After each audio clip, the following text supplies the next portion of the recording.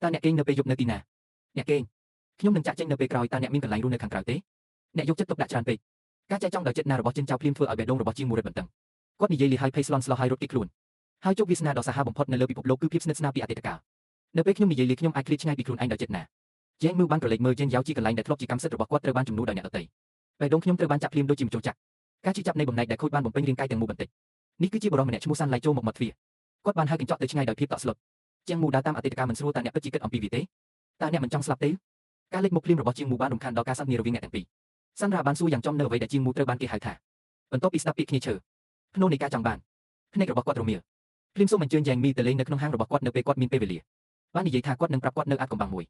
សាន់ឡៃបានទីថាជាងមូគឺជាមនុស្សដែលមិនអាចជៀសវាងបាននៅក្នុងបេះដូងរបស់គាត់នាពេលបច្ចុប្បន្នវាប្រែថាមានប៉ោមួយដែលឆ្លាក់ដោយគំនិតលើក្របចុចឡាននៃរីជុងចិនយកជ្រៅជាងមូនៅតែគិតអំពីអ្វីដែលគាត់កំពុងធ្វើឥឡូវនេះតើត្រីកោណមានអត្ថន័យដូចម្តេចហើយអ្វីបានជាចិនចៅតែងតែពាក់មុខរបួសសំណួរមួយបន្ទាប់ពីសំណួរមួយទៀតស្ថិតនៅក្នុងគំនិតរបស់គាត់យ៉ាងណាមិញគាត់មិនអាចទុកចិត្តបានទេហើយបានផ្ញើសារទៅចិនចៅតាអ្នកនៅទីណាខ្ញុំគ្លៀនជាអូឡានជាមួយកំពុងលោតពីក្រោយយិនរ៉ោដោយការខ្ញុំនៅក្មេងខ្ញុំដេញតាមស្រមោលរបស់គាត់ដល់ចិត្តណាគាត់បានវាមីយ៉ៃនៅមុខចិនយ៉ាវមុនពេលគាត់អាចនិយាយបានម៉ូតូមួយគ្រឿងបានស្ទុះឡើងភ្លាមនៅក្នុងសមរនាមនៃពេលវេលាចិនចៅបានឈោងចាប់ដោយមិនដឹងខ្លួនហើយបានយកមនុស្សនោះទៅក្នុងដៃរបស់គាត់ការអបក្រសោបភ្លាមនេះភ្នែក4តាក់ទង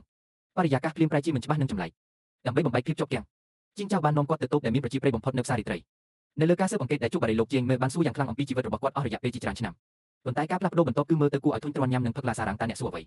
ដូច្នេះសូមនិយាយអំពីលោកនេះតើអ្នកប្រកាសជាចង់និយាយអំពីរឿងនេះទេជាងមើលបានដេញតាមគាត់ដើម្បីរកឲ្យឃើញពីរបៀបដែលគាត់លេងថ្ងៃនេះខ្ញុំមិនអាចឆ្លើយបានទេឆ្លាតដើម្បីផ្លាស់ប្ដូរប្រធានបទឈើលើកដួងចិត្តបងស្រីថ្មីថ្ងៃនេះគាត់ចង់សាកល្បងទំនាក់ទំនងរវាងបុគ្គលដែលនៅជុំវិញគាត់ដោយស្ងៀមស្ងាត់ប៉ុន្តែខ្ញុំមិនបានរងចាំរហូតដល់ថ្ងៃនេះដើម្បីនិយាយទេឈ្មោះចិនភ្លាមបានមកហើយផ្ញើសារមកអ្នកប៉ុន្តែអ្នកមិនបានឆ្លើយតបទេខ្ញុំកំពុងរត់ជុំវិញទីនេះចូលចិត្តនៅក្មេងឥឡូវនេះតើអ្នកជាប្តីយ៉ាងម៉េចជប់និយាយដោយមិនសមហេតុសមផលមើលជីនចៅយកខ្ទឹមបារាំងបៃតងទាំងអស់នៅក្នុងបាយជៀនឲ្យគាត់បេះដូងរបស់យើងមីស្រាប់តែក្តៅ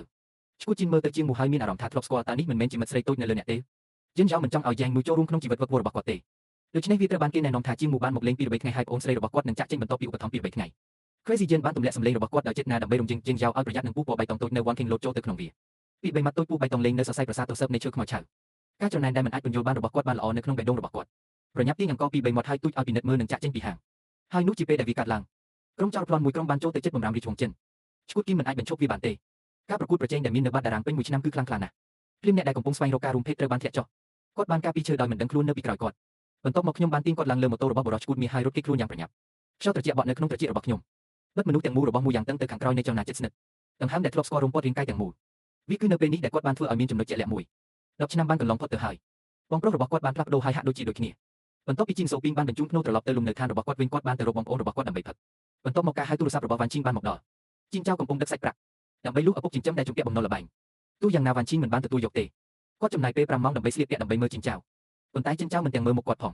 គាត់ខឹងយ៉ាងខ្លាំងបានផ្ដល់បន្ទះជីបចរចាដើម្បីអញ្ជើញអ្នកឲ្យស្នាក់នៅនិងញ៉ាំជាមួយខ្ញុំបំណុលលបែងដែលជំពាក់ដោយជីងត្រូវបានលុបចោលតើធ្វើដូចម្តេចអំពីអាហារ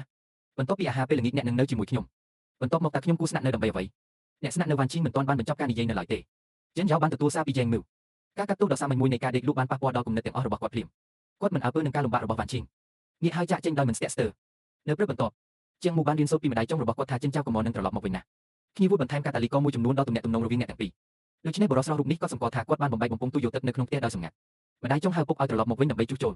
ប៉ុន្តែឪពុកដែលមិនអាចជឿទុកចិត្តបានអនុញ្ញាតឲ្យគាត់ដោះស្រាយមីងចៅដោយខ្លួនឯងបើមិនដូច្នោះទេរកវិធីកាន់តែចិត្តដើម្បីទទួលបានវាផែនការដូចបំណង